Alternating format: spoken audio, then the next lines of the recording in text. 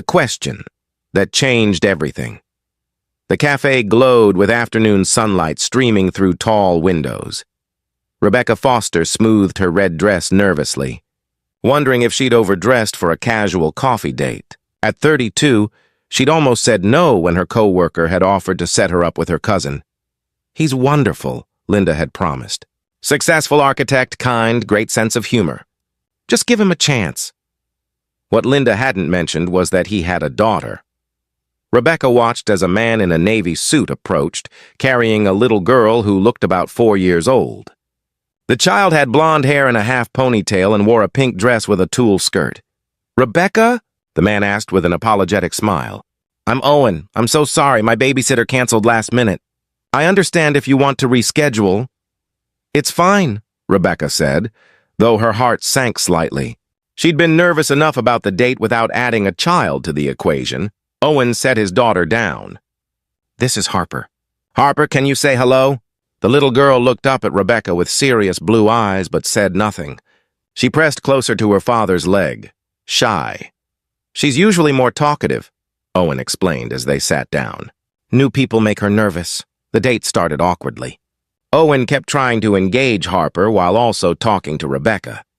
Harper colored in a book, but mostly stayed silent, watching Rebecca with an intensity that felt evaluative. "I'm sorry," Owen said after 20 minutes of stilted conversation. "This probably isn't what you signed up for. Linda told me she'd mentioned Harper, but I'm guessing she didn't?" "She left that detail out," Rebecca admitted. "I understand if you want to leave. Most women do once they realize I'm a package deal." Something in his voice, resignation mixed with sadness, made Rebecca pause. "How long have you been a single dad?" 2 years. Harper's mom died in childbirth complications with our second baby. We lost them both," Owen's voice caught. "It's been just Harper and me since then." Rebecca felt her heart clench. "I'm so sorry." "That must have been devastating." "It was. Still is some days. Harper doesn't remember her mom, which is both a blessing and a tragedy. I try to keep her memory alive, but..." He stopped, clearly uncomfortable sharing so much on a first date. Harper had stopped coloring and was watching them talk. Suddenly, she slid off her chair and walked over to Rebecca. Before Rebecca could react, Harper took her hand. "You're pretty," Harper said quietly. "Like the picture of Mommy in my room." Owen looked mortified. "Harper, sweetheart, that's not... Are you my new mommy?" Harper asked Rebecca directly, her small hand warm in Rebecca's. The cafe seemed to go silent around them. Rebecca saw Owen's face flush with embarrassment, saw tears suddenly in his eyes as he struggled with what to say. "Harper, honey, we talked about this," Owen said gently, pulling Harper back. "Not every lady Daddy meets is going to be your new mommy." "I'm so sorry," he said to Rebecca. "She's been asking about this a lot lately. Other kids at preschool talk about their moms and she wants..." His voice broke. Rebecca's heart shattered watching this man try to compose himself, watching this little girl look between them with hope and confusion. Instead of running, Rebecca knelt down to Harper's level. "I'm not your new mommy, sweetie, but I could be your friend. Would you like that?" Harper studied her seriously. "Do friends stay? Or do they leave like the other ladies?" The question revealed everything. Owen's attempts to date, women who'd promised and then disappeared. A little girl learning that adults weren't always trustworthy. "Real friends stay," Rebecca said carefully. "They don't make promises they can't keep. So I'm promising to be your friend, and if that changes, I'll tell you honestly. Is that okay?" Harper considered this, then nodded. She climbed into Rebecca's lap, surprising everyone, especially Rebecca. "Can we color together, friend?" "We absolutely can."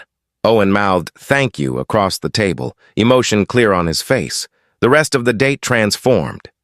Harper opened up, chattering about preschool, her favorite cartoons, the bedtime stories her daddy read. Rebecca found herself genuinely engaged, asking questions, laughing at Harper's observations.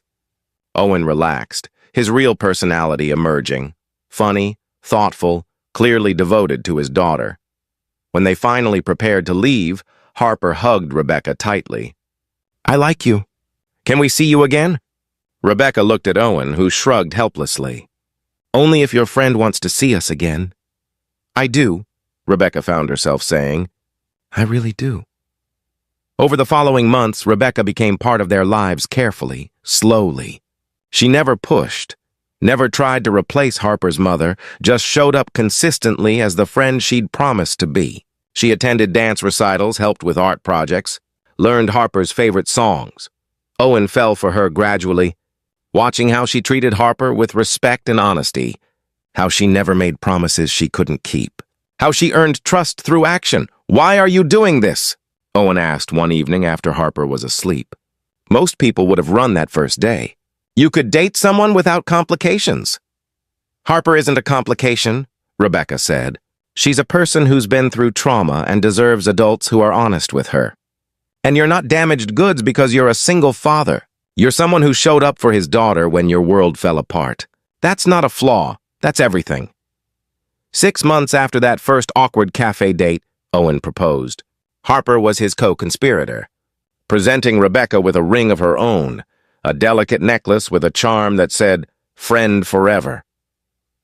Harper has something to ask you, Owen said. Harper took Rebecca's hand, just like she had that first day. You've been my friend and you stayed. Now can you be my mommy? For real? Rebecca cried, kneeling to hug Harper. Yes, sweetheart. I would be honored. And will you marry me? Owen asked. Build a life with us? Be the family we've been hoping for? Yes to all of it, Rebecca said. At their wedding, Harper was flower girl. In her speech at the reception, a short one Owen helped her write, she said, I asked Rebecca if she was my new mommy on the first day. She said no, but she could be my friend. That was better because friends don't lie. She was my friend first, and then she became my mommy. That's the right way. Years later, when Harper was older and Rebecca had given her 2 siblings, Harper would tell people about the day she met her mom. I asked if she was my new mommy right away, Harper would say. She could have lied to make me happy. But she told me the truth, that she'd be my friend first and we'd see what happened. That's how I knew she was safe. Real love doesn't start with promises. It starts with honesty. Rebecca and Owen often reflected on that chaotic first date. How it could have ended in disaster, but instead became the foundation of their family. Your daughter asked if I was her new mommy within 30 minutes of meeting me. Rebecca would laugh. And you didn't run, Owen would reply. You knelt down, looked her in the eye, and made a promise you could actually keep.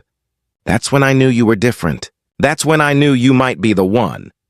Because sometimes the most difficult first dates become the most meaningful relationships. Sometimes a child's innocent question cuts through all pretense and gets to the heart of what matters.